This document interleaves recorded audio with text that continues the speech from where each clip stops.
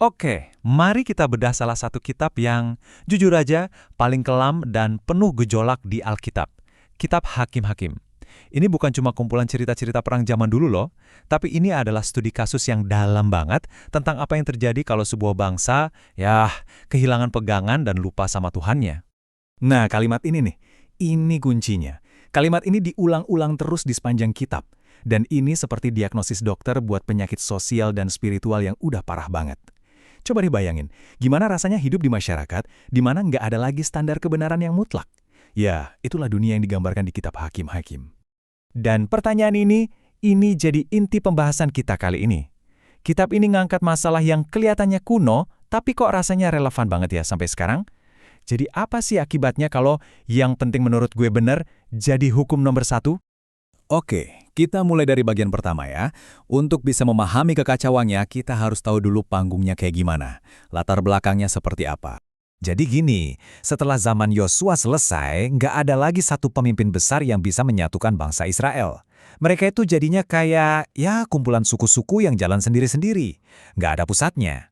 Nah, kekosongan kekuasaan inilah yang jadi pintu masuk buat semua masalah yang bakal kita lihat. Sekarang, masuk ke bagian kedua. Ada yang menarik banget dari kitab ini, yaitu polanya. Cerita-ceritanya itu nggak acak loh.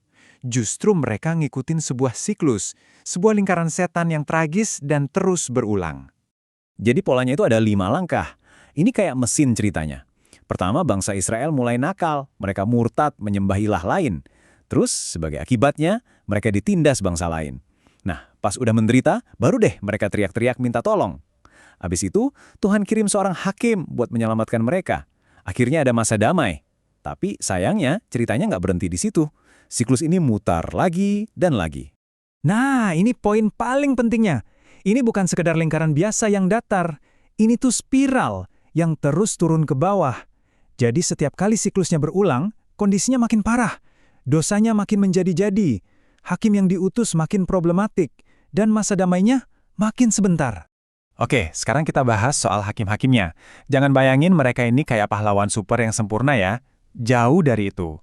Mereka ini justru orang-orang yang, rapuh, punya banyak banget kekurangan, tapi justru disitulah uniknya. Tuhan tetap pakai mereka. Di sini kita bisa lihat ringkasannya siapa menindas siapa dan siapa penyelamatnya. Coba perhatiin deh durasi penindasannya. Awalnya 8 tahun, terus naik, dan puncaknya 40 tahun ditindas sama orang Filistin. Kelihatan banget kan polanya, makin lama makin parah. Ini bukti nyata dari spiral ke bawah itu. Dan buat setiap masalah ini, Tuhan selalu munculin pahlawan yang seringkali nggak disangka-sangka.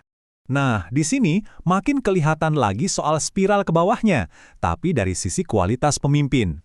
Kita mulai dari Otniel, yang bisa dibilang hakim ideal. Terus kita akhiri dengan siapa? Simson, seorang pria dengan kekuatan super, tapi karakternya lemah banget. Jomplang kan perbedaannya? Terus ada Deborah. Ini keren banget. Di tengah pemimpin yang kebanyakan laki-laki, muncullah dia. Seorang nabia sekaligus hakim. Dia benar-benar mendobrak standar sosial zaman itu. Kisahnya jadi bukti kalau Tuhan itu nggak lihat gender buat milih pemimpin. Yang penting itu iman dan ketaatannya. Ada lagi Gideon. Ini juga unik. Dia awalnya penakut, sampai ngumpet-ngumpet segala. Tapi justru pas dia lagi merasa paling lemah, Tuhan panggil dia pahlawan yang gagah berani. Terus pasukannya yang udah banyak, malah dikurangin sama Tuhan, sampai tinggal 300 orang. Luar biasa kan? Ini buat ngajarin satu hal penting. Kemenangan itu datangnya dari Tuhan, bukan dari kekuatan kita. Oke, sekarang kita masuk ke babak akhir kitab ini. Dan bagian ini jujur paling gelap. Fokusnya bukan lagi soal perang lawan bangsa lain, tapi soal kehancuran dari dalam. Disinilah kita lihat puncak dari filosofis semua orang berbuat sesuka hatinya. Yang pertama, kerusakan agama. Ada cerita tentang seorang bernama Mika. Ini contoh sempurna dari apa yang disebut sinkretisme. Intinya campur aduk. Menyembah Tuhan, iya, tapi pakai cara-cara penyembahan berhala juga. Yang tadinya cuma kepercayaan pribadi dia, malah nyebar dan jadi agama resmi satu suku. Selanjutnya, keruntuhan moral total. Cerita tragedi di Gibea ini, ini ngeri banget. Saking parahnya, sering dibandingin sama kisah Sodom dan Gomora. Dan gara-gara kejadian ini, pecahlah perang saudara yang brutal, sampai-sampai satu suku, yaitu suku Benyamin, hampir musnah. Ini benar-benar titik terendah dari semuanya. Terus pertanyaannya, buat apa sih semua cerita gelap dan tragis ini diceritain? Apa poinnya? Nah, kitab Hakim-Hakim ini sebenarnya sedang membangun sebuah argumen yang kuat banget. Dan inilah intinya. Semua kekacauan ini, semua kegagalan para hakim ini, mau nunjukin satu hal. Pahlawan manusia itu nggak ada yang bisa jadi penyelamat sejati. Pasti ada cacatnya. Kitab ini seolah-olah sengaja dirancang biar pembacanya jadi mikir dan merindukan sosok pemimpin yang lain. Seorang raja yang sejati, yang benar, yang nggak mungkin gagal. Terus, apa pelajaran praktisnya buat kita hari ini? Wah, banyak banget. Kitab kuno ini ngasih kita beberapa pengingat penting. Pertama, hati-hati.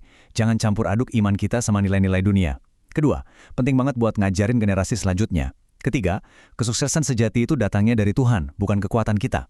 Dan yang terakhir, dan ini penting banget, di tengah kegelapan sekalipun selalu ada harapan. Dan akhirnya, semua pembahasan ini mengerucut ke satu pertanyaan buat kita pribadi. Kalau akar masalah bangsa Israel adalah karena nggak ada raja, dan semua orang jadi raja bagi dirinya sendiri, pertanyaan buat kita sekarang adalah, siapa atau apa yang sebenarnya jadi raja dalam hidup kita?